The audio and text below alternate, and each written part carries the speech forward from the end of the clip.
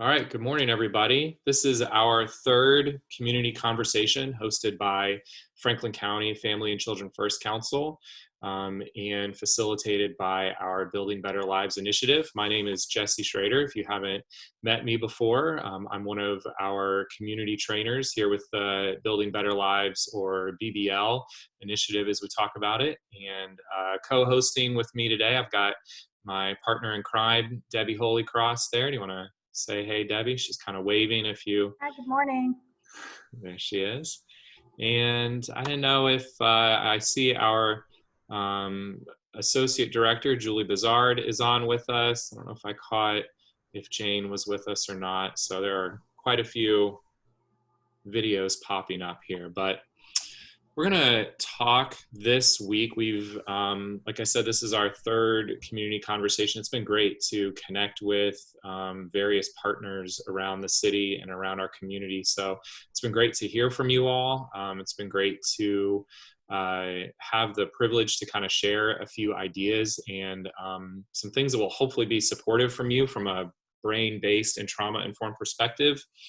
And today the focus is going to be on this third message that we emailed out last week around finding that balance between work and home, that kind of work-home balance that for a lot of us is really, really challenging right now. We kind of noticed in a lot of the conversations that we were having that this was a consistent theme that folks were bringing up, was that we're just kind of in this whole new setup now where these two worlds that used to be separate are now just kind of smashed together. We used to have fairly clear definitions and boundaries about, okay, I'm going to work, or, what's my work life and what's my home life? And now these two things are just all mixed in with each other. And that's really caused a lot of disruption. So we sent out this short write-up and this short message about it, and Debbie will post this document in the chat box if you haven't had a chance to look at that. And I'm going to be talking through this more from a slide show perspective today. I just, though, kind of wanted to say up front that our team has been having a lot of conversation around just the recognition that there isn't any one singular experience right now of the kind of COVID-19 situation. And even though we are certainly all in this together in terms of as a community, as a nation, as a world, we're having to fight this pandemic, the experience is different for everyone. And I think that is no more true than when we're talking about balancing work life and home life. We all have different jobs. We all have different family scenarios. Some of us are home with, maybe by ourselves or just one or two other people. Some of us have partners, spouses, kids, 3, 4, 5 kids, and so what that looks like for each of us is very different. So I just want to give recognition to that up front, that some of the things that we're going to talk about might be really relevant and might really connect with you, or might be a little bit different from your experience. And if that's the case, this is a conversation. So please chime in. Feel free to put some things into that chat box area and say, well, how would you kind of think about this if someone was dealing with it from this perspective? Or maybe you have some ideas that you could share with other folks. So recognizing that this is going to be different for each of us, but the whole point of bringing us together here is to have that conversation, support one another, and recognize that we can hopefully come up with some things that can be helpful. So with that being said, let me just start off with a few things on the kind of whole idea of kind of this work and home life, sort of finding this balance and what that can look like.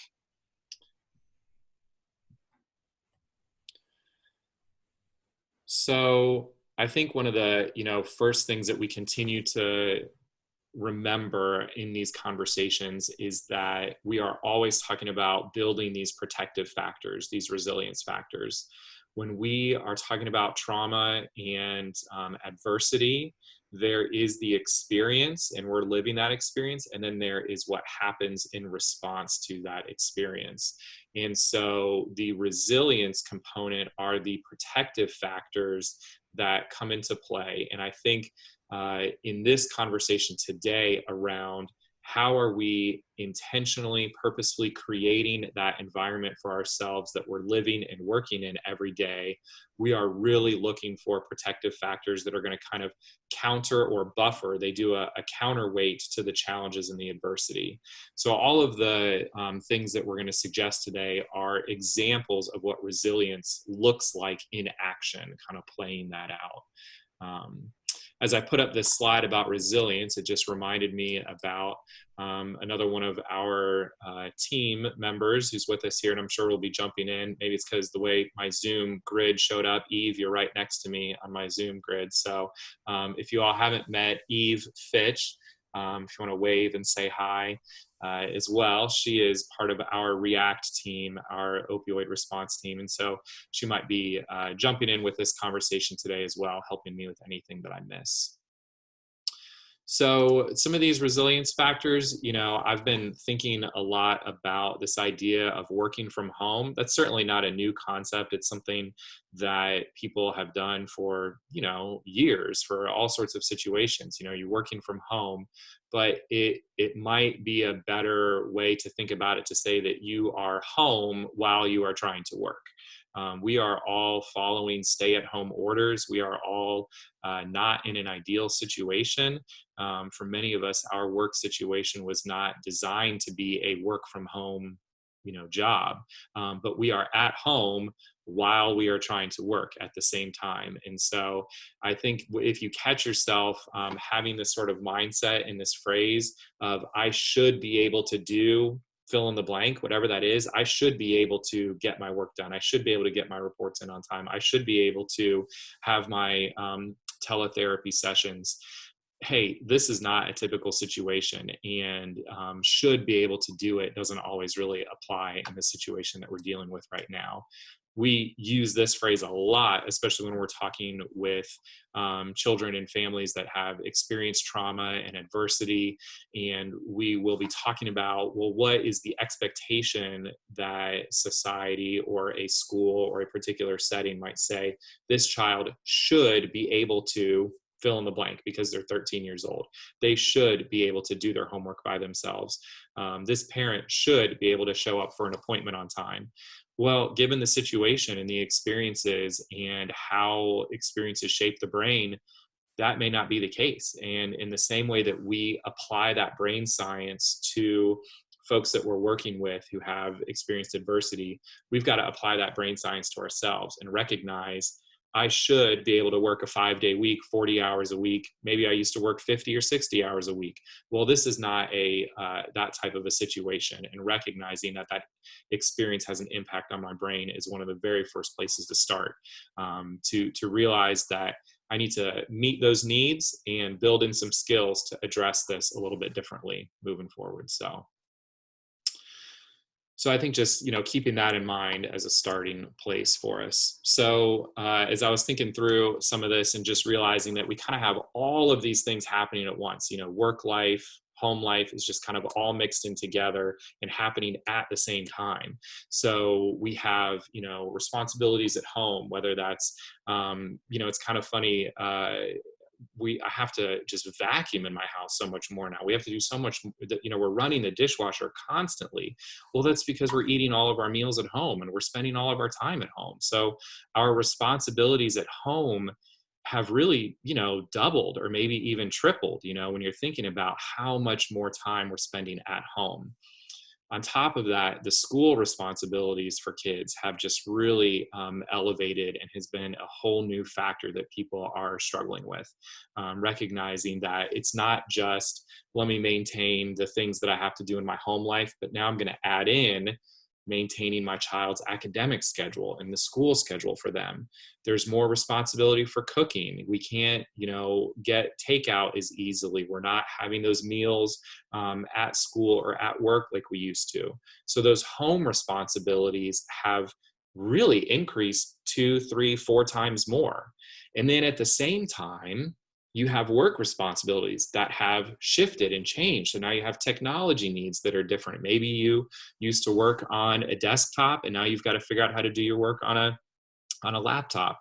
You had files saved one place and now they're saved somewhere else. You used to meet with people one-on-one and in person, and now you're trying to figure out how to have that same meeting over video chat. And all of those things are kind of turned around and creates a lot of changes in expectations, a lot of changes in regulations, in reporting.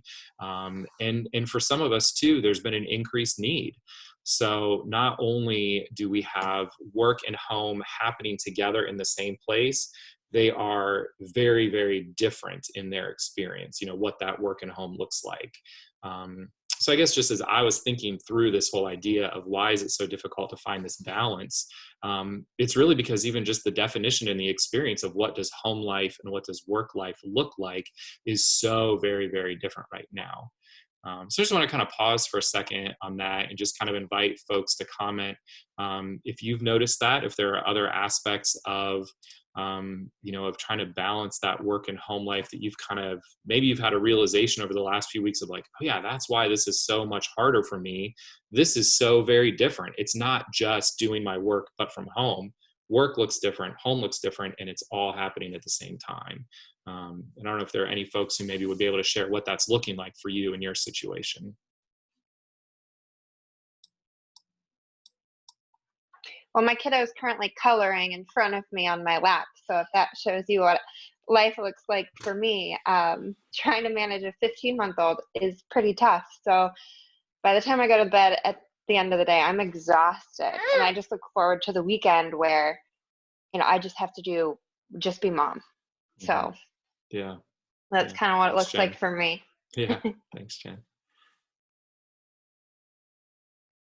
Any other folks experiencing a real big change with, what work expectations look like and what, home expectations look like? I see Nancy kind of mentioned, the household responsibilities increasing so much, dirtier house, more cooking, more dishes. Yeah. And just, look, I was lucky, if we could get, the 2 or 3 loads of laundry that we would need to do on a weekly basis just to stay afloat. Well, now we're doing a couple loads of laundry a day because, we're just going through everything so much more. There's just a lot more to it.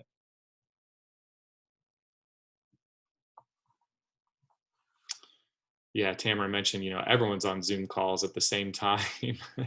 It's a very different experience having us all doing that. So I guess Jessica, I really like this this comment that you said in noticing that the things that you typically do to recharge don't seem to last as long. Like you've done it, you got the recharge, but that battery runs out a little bit quicker after you've done the recharge. You said it's as if the tank has a hole in it, and if that doesn't say it, that's that's exactly the feeling for sure. Yeah, that is very much the case. That's a really good way of putting that.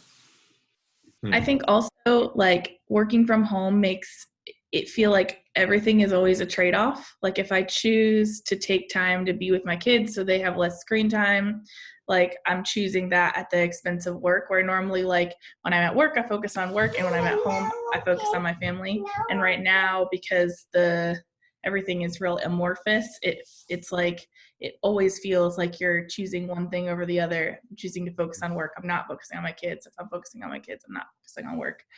And that's been a challenge, just like because I think of part of the way that I find my identity and define myself as like being someone who is good at my job. And so I think feeling like I have to balance that is really tricky. Yeah, thanks, Joanna. Yeah, I appreciate the comment about kids, feeling kind of irritable, missing their time to recharge and connect with others. My kids will just sort of have moments of kind of breaking down and just saying they miss their friends and they miss their family. And again, that's sort of, kind of highlighting it's not just that I'm parenting at home and spending time with my kids. I'm spending time with my kids during a really difficult crisis situation. It's not just that I'm working at home. I'm trying to work during a really difficult crisis situation. The needs at work have expanded and have shifted. The needs at home have expanded and shifted. So the idea that we could work from home maybe under normal circumstances, whatever that might be, that would be a balancing act that would take an adjustment. But we're working from home under exponentially more difficult and complex situations. And so it's really difficult, really difficult. You know, even just thinking about how long it takes to transition to a new job. If you start a new job, sometimes it can take you 6-8 weeks to get used to that new job. And this is a new job again, you know, at another level. So I'm gonna, you know, cross over. I appreciate these comments. Anybody else want to chime in on sort of what any other unique challenges or ways you're seeing that play out?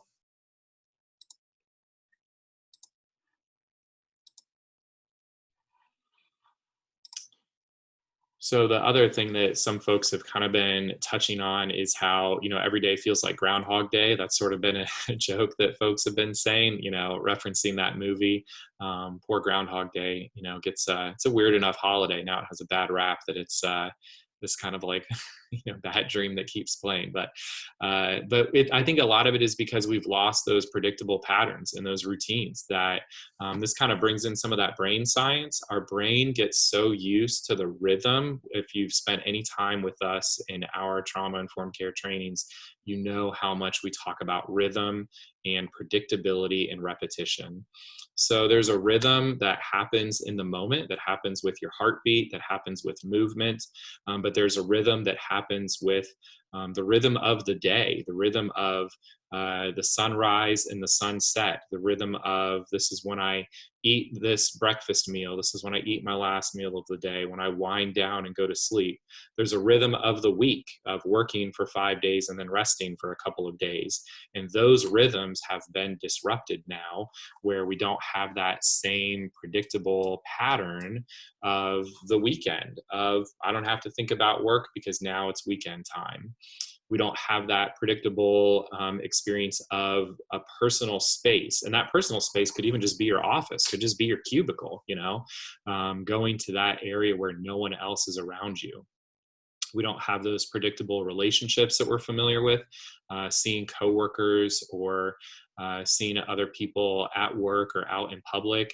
And I think also just recognizing that now that we've been in this situation for a couple of months, some of those significant events like birthdays, anniversaries, people are losing out the predictability of celebrating those significant events that would happen in those ways. One of the biggest predictable things that we're missing is that daily commute. There's something about just kind of driving for, 8 minutes, 15 minutes. Some people have a longer drive. Debbie, I know you drive, almost an hour. But you kind of use that hour really productively to be, decompressing, or you kind of will wind up into the workday, making some calls, doing, listening to some research and information, but then it also transitions back. And so that drive time, that commute time is a predictable experience that really helps our brain to kind of latch on to, this is what I can expect. And similarly, we don't have some of those benchmarks for progress. When we're in our work experience, we kind of know this is when this monthly report happens, or I've seen this many clients, or I've met with this many families. We don't have a lot of those experiences now because we can't have those face-to-face meetings. The last thing I just was thinking about with work routines is we don't have that physical activity. We don't have even just something as simple as, if I work at a desk, but I get up to go to the copier, or I walk across the office to connect with somebody else. I work with educators. I've been a teacher, and my wife is a teacher. Teachers get their steps in, no doubt. They are moving all around the school all the time.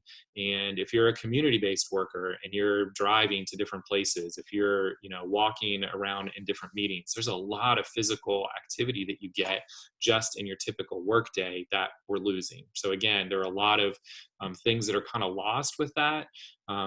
We've just sort of shifted all that predictability on top of the bigger components and the questions that are happening. So I think that's, again, bringing in that brain science to help us see why we are feeling so untethered, why we are feeling just sort of, okay, I can't quite place where I'm at. It feels like just this day is on repeat because it's an endless weekend. but it's like the worst weekend ever because I have to keep working, and I have to try to help my kids go to school.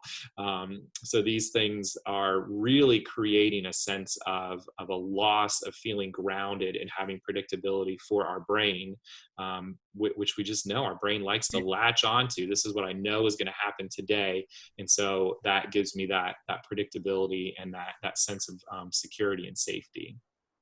Just pause for another second before we jump into making any kind of suggestions or ideas for things you can do about that.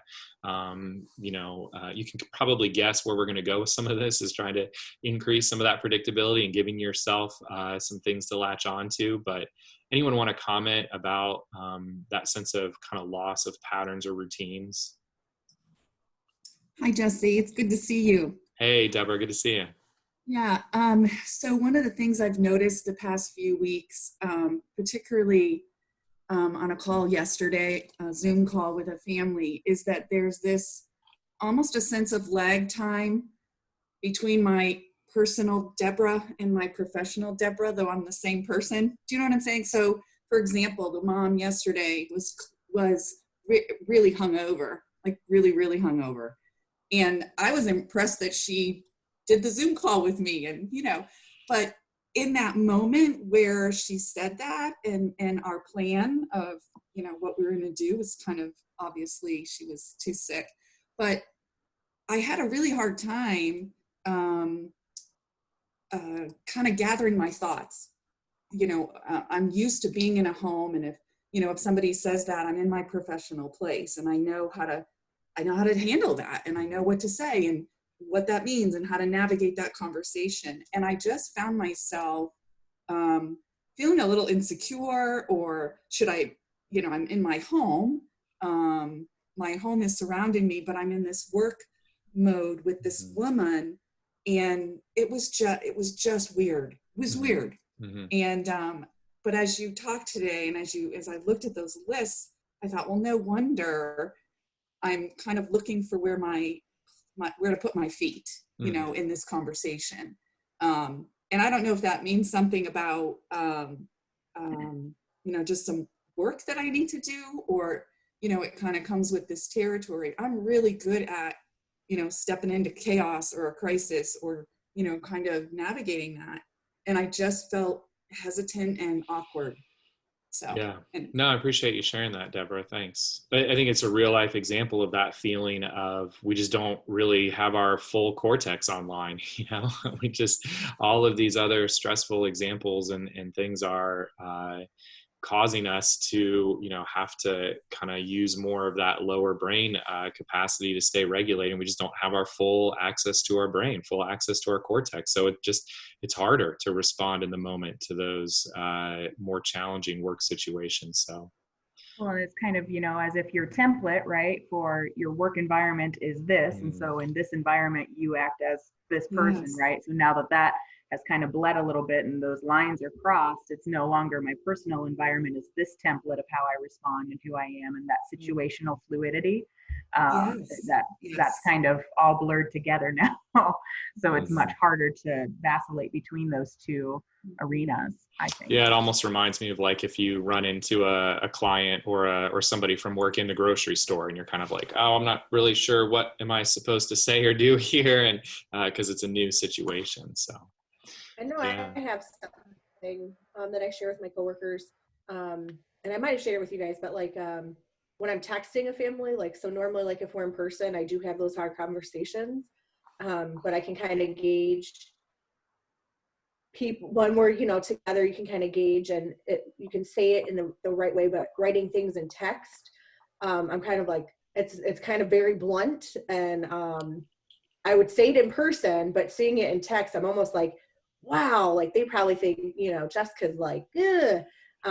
But I definitely, like I told my manager that, I was like, I'm definitely seeing how things it could just be taken the wrong way, but like it's still conversations we have to have. And if they're not getting on the phone to talk with me, it's like the only way they're going to do it is through text. So that's something I just noticed with myself. Like I would normally have these conversations, but they seem very blunt sometimes, or very I don't even know what the right word is. So that's something that I've noticed. And I'm trying to figure out a way to make it come across the most genuine and, you know, appropriate way, but sometimes just like, here it is. And I can do it in person really, really well. But in a text, it's just black and white, and it can look bad sometimes. Mm-hmm. So. Yeah, we're losing some of those additional tools that we would maybe have of being able to talk in person, or even, you know, I think for a lot of us, we in our work we have paperwork. We have, you know, here, let me kind of share this document with you. Let's talk through this form a little bit. Well, now, okay, I can share my screen, or I can hold something up to you, and so whether it's having to communicate through text messaging instead of being able to sit side by side. Even just, it's funny. We all know in whether you're a therapist or you're just someone who pays attention to your kind of emotional IQ, the power of sitting with somebody in silence. And if we're working with families who are going through difficult times, sometimes just sitting and being there with them sends a strong message of sitting in silence. It doesn't have the same effect in texting, right? Sitting in silence on texting doesn't really communicate that message of I'm here for you. So we've lost some of those tools that we have, and that's really hard. So I'm appreciating some of these comments over here in the chat box, Shannon. Your recognition of that loss of alone time and that impact that's had. Especially in recognizing that morning commute is kind of your time, and not really getting that when you're at home and trying to play music, but it's still not being the same, right? Yeah, that's a big one. As Jesse said, I've got a 60-minute commute, so I'm a podcaster, but I do podcasts in the morning because I'm kind of coming on, and then after work, I've got to go back to my heavy metal and, Rage Against the Machine a little bit because I'm coming down. So it's just that loss of that is hard sometimes. The other one I saw that I resonated with a lot, Joy, you said, I actually enjoy some chaos, but this I have found is too much. I tend to thrive in chaos too. I feel like I like it. I decided I don't like it as much as I thought I did now that all of this is happening. So, yeah. Well, again, I think this is one that we can all relate to in different ways of the challenge of the disruption of work and home life. So, the first thing that I'll just kind of restate again is just remembering how, this is really sort of what we would expect with everything being kind of, thrown up in the air. We would anticipate that this would be hard for us. So if you catch yourself having that kind of self-talk of, I should be able to do this, or why can't I, whatever, just remember, okay, I don't have my full cortex online. This is a lot of unpredictability that's causing a lot of challenges. And I've lost a lot of routines, and I've lost a lot of the tools that I normally use. So let's try to kind of give a couple of ideas of maybe what we could do to help with that. And these are, again, in that community message that we wrote up, but I'll just kind of share through them in some of our slide form here. So we're going to try to base this through brain science. We're going to try to give some connection to how does our brain, optimally function? How do we get the best access to our cortex? And so bringing some of those few basic concepts in will help bring some of that balance. First thing, this is kind of my, really just kind of most hands-on. This is going back to the basic. I was a applied behavioral analysis therapist for kids with autism for a while, and visual schedules was the go-to. When you're struggling with some chaos and some unpredictability, create something visual that you can really latch onto and know what's the next thing to do. And when we're having that sense of, okay, I don't even know what day it is because every day just feels on repeat, having that, and I'm not just talking about a calendar on your phone. We all have calendars on our, that are linked with our email, or calendars on our computer. I'm talking about an actual, so this is what is on my fridge. You can see our week is pretty exciting, and I didn't put work activities on here on purpose because this isn't my work calendar, but this is so that I can know, okay, what day is it? And honestly, the main reason I created this visual schedule was so that I could physically mark the days off. so that I could physically check off Monday when Monday was done. And so that then my brain could know it's Tuesday. And that we know from brain science, the connection between the movement of our body and what our mind is going to cognitively remember. And so that physical act of checking off Monday then moves me into a mindset of it's Tuesday. And then I can physically check off Tuesday. There's not a lot on our calendar for the week, we've got a couple of things, we'll go and pick up the snacks that our kids' school provides on Wednesday. I'm connecting with some friends on Thursday for a game night, but this still gives me that visual reminder of checking things off the list. Pretty quick, pretty simple.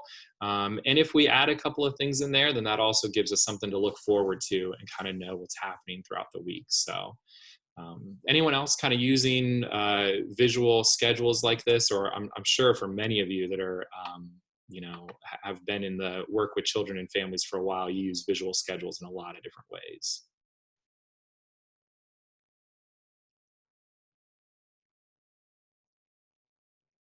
Yeah, Jennifer talking about crossing off the days to know what day it is. We sometimes use dry erase calendars too. You can use the dry erase marker to check it off. So.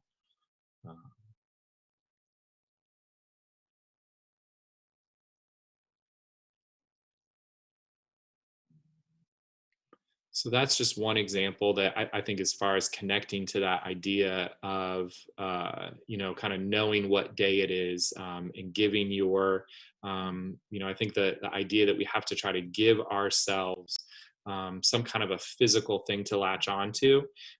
So if you used to have that morning commute, if you used to have, I'm at work, no, I'm at home, you've got to give yourself another physical experience that is going to help you kind of check that off the list. So similar to that, thinking about creating physical boundaries and routines. And so these are two different kind of ideas here. Creating that physical boundary space with work. I've shared this example a few times with folks, but I really think it's relevant that when I was a community-based worker and I had my work cell phone and working with families, into the evenings, and so frequently would be taking calls at 6, 7, 8 o'clock at night. But if I would always have my work cell phone available and turned on, it was like I was always at work. And even if that cell phone was just sitting at the counter next to me, I would always be kind of checking it, wondering what's going on. And so I developed a habit and a routine of turning that phone off and then putting it in a box and closing the box. And that physical action of closing the box to the point where then I don't have to be looking at it or thinking about it. It creates that physical boundary of I'm putting work away. Now, this is, again, one of those things where everyone is in a different situation, and you may not have the luxury of a separate office at home that you can close the doors and have that closed office space. However, I kind of, put in there recommending things like using a backpack, using a cardboard box, find one of those old Amazon boxes that you got a shipment of something in. And if you can just put things in that box and put it away, if you can close up your work for the day and physically, visually remove it from yourself to create that routine of I'm done with this for the time. And then that starts that routine as well. A lot of us are working on laptops or working on our cell phones. And if our laptop is always right there with us and you're unwinding for the evening and watching TV, or you're at the dinner table and your laptop is right there, you're always at work and you don't have that boundary to create that separation. So I'm curious if folks has anyone kind of found creative ways to create kind of their at-home workspace? I'm sure everyone's getting creative with kitchen table areas, or some folks I think are kind of hiding out in the basement, but anyone have some creative ways that they're figuring out to create that physical boundary that they need so they feel like they are at work and then they can kind of be done with work and step away? Yes, Jesse, this is Lisa. How are you? Hey, good to see you. Oh, you too. So what I do, so I have an office in my home and I use a timer. Okay, so I set a timer for work. I set a timer for school because I'm working on my doctorate, right? So that takes a lot of my time. And then I set a time for family. And I have to do that because it helps me stay focused. Because if not, when we first started the virtual learning with my students, I was all over the place, just trying to figure out things, trying to see what works best, trying to get to certain hours in the day. So I say, let me back up, let me take a break, because at work it's easy, because like someone said earlier, when you're at work, and I can dust my feet off and put on my work hat and come home, put on my family hat. But it's hard when you're always at this location and you're doing multiple things at one location. So I've learned to use a timer. And once the timer goes off, I get up, whether I'm finished writing a paragraph, whether I'm finished, whatever, I get up from my desk and I leave my office and I lock my door, and it's over. Because that's how I'm able to balance and keep my peace. And I can't think about it. I can't think about what I didn't finish. Just knowing the next day, okay, at 9 o'clock, I'm responsible for this. So that's how I've learned to balance my day in my brain by using the timer. I appreciate that recommendation of a timer a lot. It's, again, one of those ones that reminds me of just, working with young children and working with kids on the autism spectrum. We would use timers all of the time. But recognizing that's a really helpful structure. It's a really helpful visual. It's something that just provides that guidance that I need. Especially, I think one of the biggest challenges with this is there's always another email. There's always another website. There's always another something else I can do on my computer. And unless I have that timer to turn it off and say it's done. And again, with your kind of typical work day, 5 o'clock, 5:30, people leave the office, your day is over and you leave. Well, okay, I'm never leaving, from this working space. So it's a great recommendation to use that timer. So yeah, I appreciate that a lot. Jesse, I was going to say too, I love the timer idea, Lisa. And instead of using a timer lately, I've been using my stopwatch on my phone because when this all happened, I was working so many extra hours and not realizing it because I was kind of getting sucked in and just at that state where I wasn't sure if I was doing what I was supposed to do, doing enough, and it created a lot of anxiety for me. So it's so interesting, the stopwatch, you click it almost like a clock in, clock out. And I'm able to then, like at the end of the day, know that I've done as much as I can possibly do. And I tell myself, you've done the best that you can, that you could have with the day, and then I'm able to move on. But it's taken me a month to realize, and I talk about this all the time with teachers, but when I started putting it into practice just recently, it really does work. It definitely helps. Yeah. It's cool. I appreciate a couple folks talking about, closing your laptop to switch off your work brain. And Chris, you kind of hinted at this idea about, at the end of the day, then you kind of tell yourself, okay, I've done the best I can today. I've put in the work that I can do. So this idea of having a start and an end of the day routine that includes a phrase, this is an idea that comes out of some scholars who wrote a book called Deep Work. And they talk about, at the end of the day, you say a phrase and you say, the day is done, the day is done, the day is done. And you just have a little phrase, I'm done with work. I'm done with work. And you just mentally put that away. But you have to, again, have a phrase that you're verbalizing, or have something physical that you're doing to let your brain make that connection. And as we were talking about this as a team, some of our team, said, well, you really need that for the start of the day as well, because when you have your commute or you come into the office and you unpack your bag. So what's your kind of starting of the day routine? And so having that bookend phrases that you can say, or that routine that you can do to kind of get your mind in that place where here I'm at, I'm going to do these things, and then I'm going to close it up and I'm going to put it away.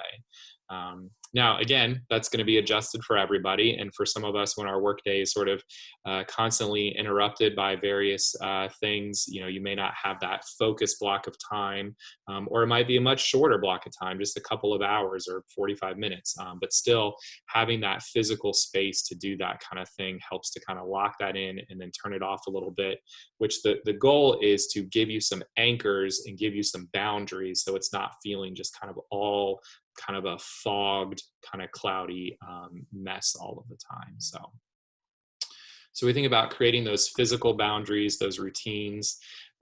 This is a really big one that I'm curious to hear. I'm sure there are going to be a lot of creative ideas that people are going to have for this. We talked about how in your, what used to be kind of a normal work day, there would be a lot of movement all over the place, even if you're in an office space, but especially my hunch is for a lot of folks on this call, you were people who were, going to appointments and going to meetings and meetings with families and kids. And so you're up and moving all over the place. And our brains love that rhythm and love that movement. So the steps and the movement that we would just naturally get on any given day has been, again, kind of one of those things that's been taken away. So coming up with creative ways to integrate that movement into the day. It's certainly great to have that 30-minute walk in the morning, or to have that exercise break in the afternoon. But if the trade-off is then that I'm sitting at my desk for 7 hours straight, figuring out how can I have brief spurts of movement that kind of force me to get up and just recharge my brain, get some oxygen flowing there again. So I'd love to hear from folks creative ways that they've come up with integrating that movement. We put a couple ideas into that message that we sent out, but I'd be curious to hear from folks kind of what are you doing? How are you sort of recognizing, maybe it's when your Apple Watch kind of goes off and says stand up, you got to move, stand up, you got to stand up every hour. What are those things that you're doing to remind yourself just to get a little bit of movement throughout the day? So I'm going to pause this one and kind of invite folks to share some of those ideas that they've been doing. So Hey, Jesse, oh, I want to go back for just a moment, because I want to just mention that I think that piece of the routine, ending your day, having that personal space is important to remember, that that's helpful for your children as well. And that all of those things that you recommended, having a start and an end routine, putting things away into a box or whatnot, all have rhythm and repetition to them. And so if you start your day, even you and your children, by physically getting things ready and getting a space ready, end your day in the same way, creates repetition and it creates rhythm. And I think that these are all important things to remember for your children as well as for yourself. Sorry, now. No, thanks, Eve. Appreciate that. Yeah. Is someone else going to jump in on kind of movement ideas? yeah, it's Deborah again. I have a new thing that I learned. I have a younger brother. He's 3 years younger, and he's always concerned that I'm getting old, and that I need to make sure I'm limber and I have good balance. So anyways, he has taught me the 5 Tibetans, the 5 Tibetan rites. They're positions that they're 5 positions that you move through. And it's to, it kind of regulates, it wakes me up in the morning. One is a spinning, almost like linking with the earth's rotation. Another position, you push your legs up like a tree sprouting. But it's, at first I really had trouble with remembering them. And I realized, wow, this is an adult brain trying to learn something new.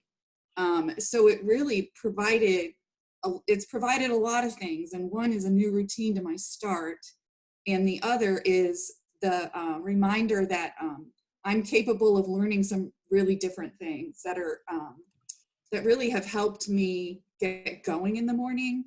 And then I can go back to some of those throughout the day to get my brain, get more oxygen to my brain. And that I have found really helpful to do. I love that comment that you're learning something new as well. So it's not gonna not going to happen right away, really quickly. Thanks, Deborah. Somebody mentioned, they started using their yoga ball as their seat, and that really helped out. We have one of those in our house, and it's the most popular chair in the house. Everyone's fighting over the yoga ball and who gets to sit on that. What other ideas are folks kind of using to integrate that movement into the day?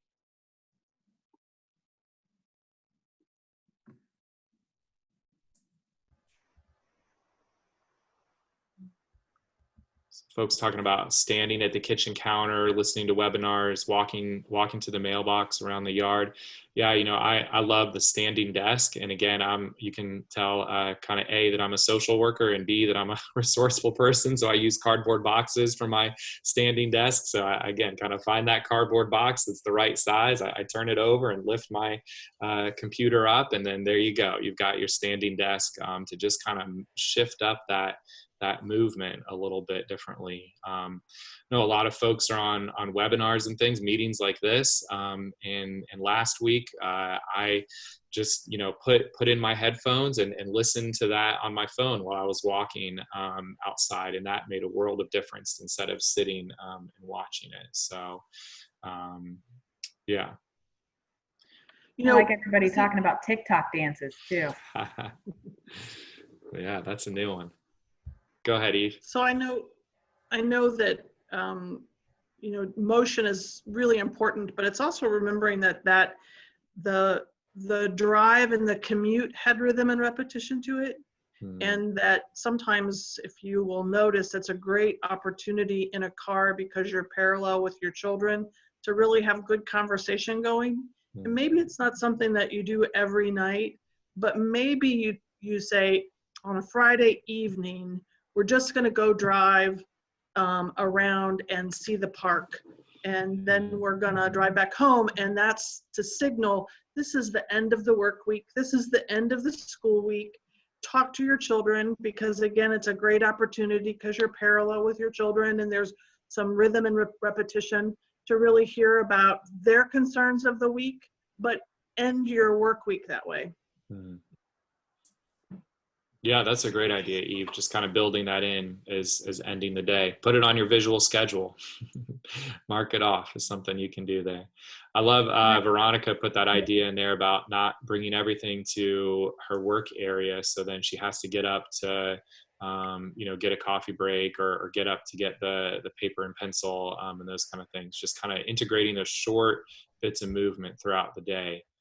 Makes a big difference. I would like to say that that's intentional on my end too, but it's mostly just that I forgot things. But it is a good regulation break to get up and go grab something out of the kitchen too.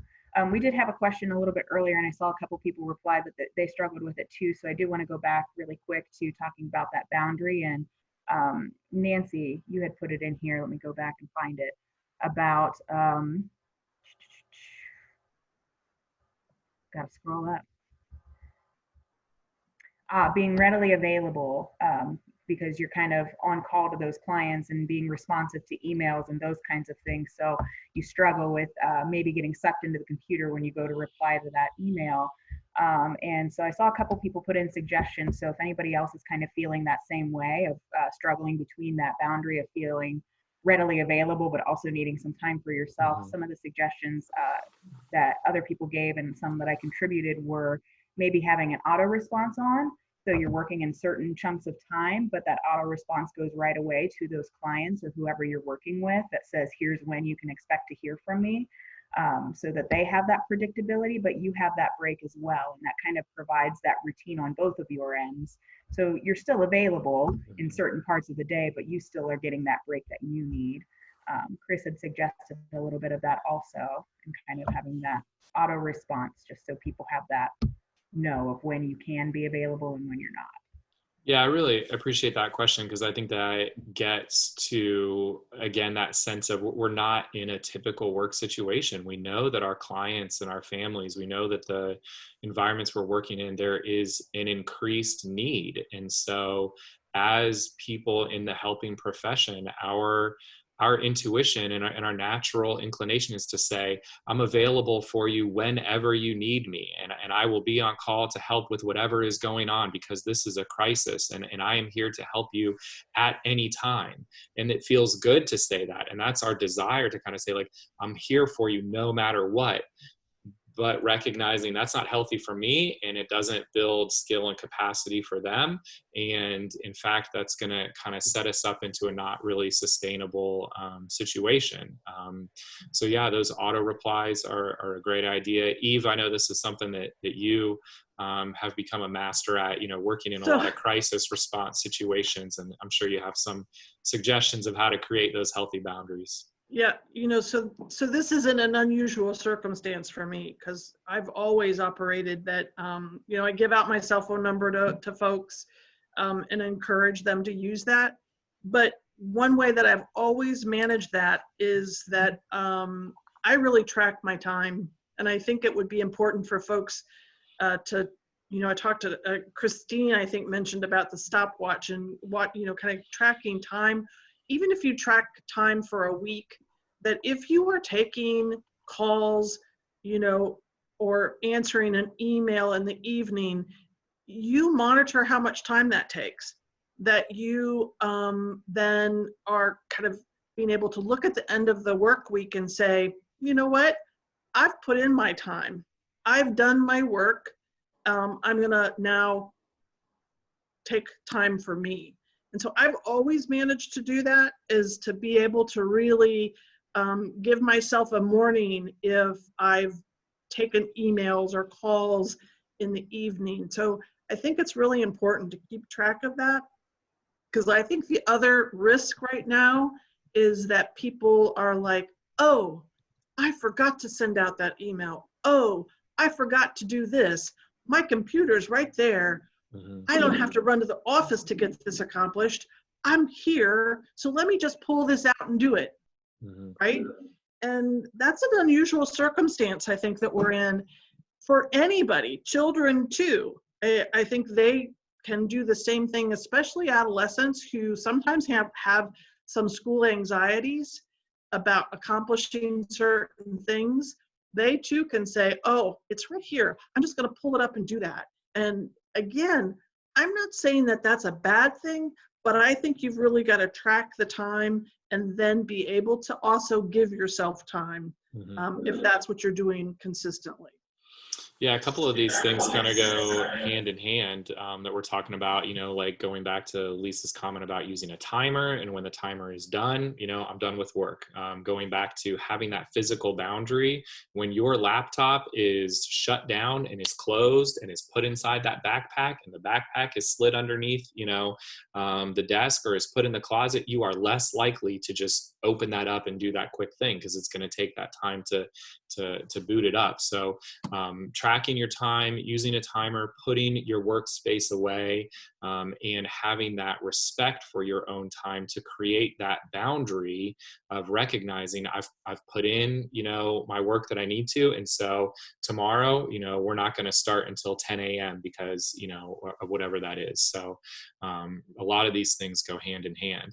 One thing that we've sort of been hinting at that I want to touch base on, as well, is talking about an impact list. I think one of the other challenges with this is, for many of us, the impact of our work is not in front of us anymore. We can't see our clients and our families. We can't interact with our students. We don't have quite that sense of, what am I doing? I sent a bunch of emails today. I worked so hard today, but what did I really do? Because it all is sort of in a digital world. So recognizing, and writing down for yourself, what was the impact that I had today? Who were those people who I reached out to? Make that list reasonable. You don't have to save the world on a Tuesday. You don't have to save the world in 1 week. You don't have to connect with all 40 of your clients in 1 week, but recognizing that if you had an impact on those 5 or 6 families that you touch base with that day, even if it was one family, and that one family has 3 or 4 kids, And those kids have friends and they have neighbors. That impact that you made of playing the role that you did really, really is important to remind yourself of what that looks like. This is one of those activities that when you know our conversation on trauma-informed care, we talk about regulate, relate, reason. This is one of those reason activities that when you are in a regulated, okay, I've done my walk, okay, I've got my water, I'm feeling pretty good. Now I'm going to spend some reason and reflect back and recognize the impact that I had. So writing those things down, returning to that, that's some of that top-down regulation where then you can say, hey, I can feel good about putting my work away today because I did these things and I made this impact. I can feel good about on a Friday at 4 o'clock being done and not coming back to it until Monday morning, and having that reminder of the impact that I had. So reviewing what that impact list looks like so that you then also have that sense of my work is making a difference with things. We'll just kind of pause for a second with that. We're reaching sort of to the end of our time, but I want to give folks a sense if they, have any comments about that idea of kind of measuring the impact, measuring the work that you're doing, so you have a sense of accomplishment. It's an important part too, just thinking about the role that work plays for us in kind of our humanity and our sense of purpose and in our sense of who we are as a person, that working is your contribution and is oftentimes connected with your sense of purpose. And, for workers, that sense of autonomy, mastery, and purpose is key. And if I feel like my purpose has been taken away, I can start to, again, feel ungrounded. So reminding what is that impact that I'm having. Just give it a second. Any folks want to share anything about other ideas that maybe we didn't touch on or other questions that you would want to bring up before we wrap up our time this morning?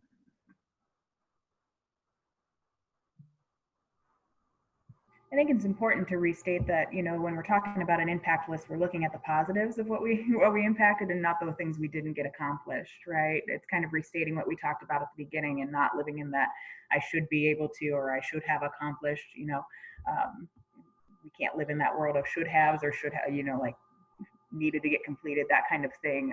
The impact list is really about focusing on what you did do and readjusting those expectations to know that what you're doing is making a difference and looking at it with a different perspective versus a negative one.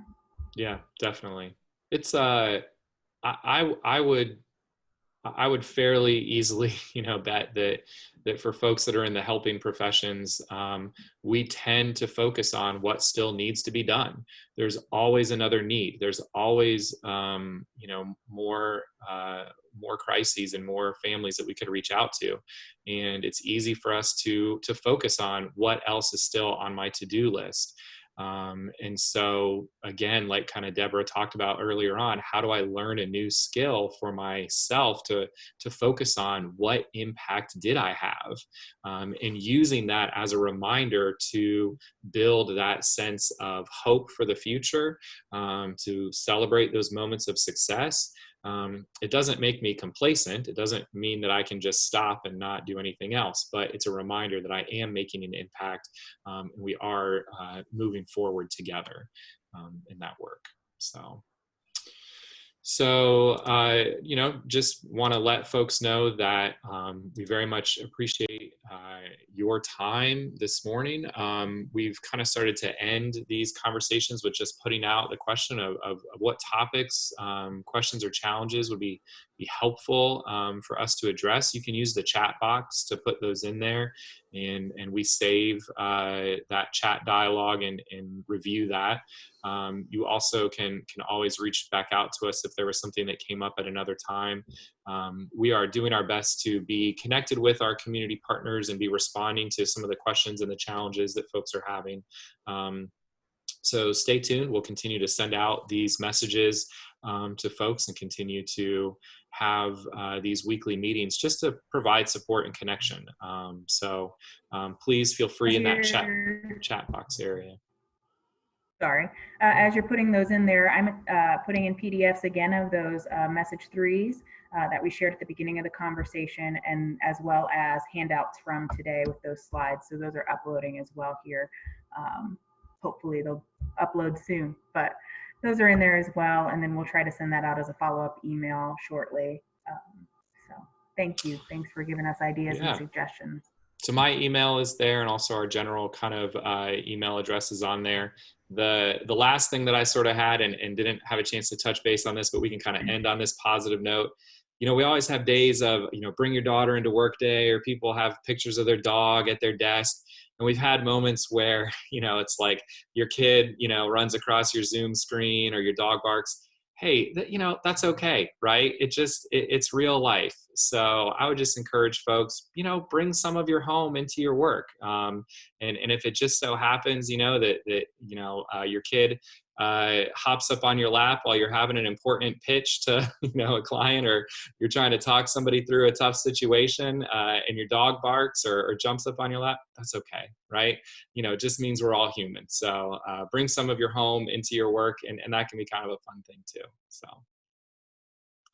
we appreciate everybody. We appreciate all of your hard work and partnering with us. And more than anything, please know that you are appreciated. We are grateful for you, and we are committed to continuing to work through this together. So thank you for all that you are doing. Don't hesitate to reach out to us, and we will continue to move forward together as a community, serving the children and families that we have the privilege to work with every day. Thank you all. Stay safe. Until next time. Thank you, everybody.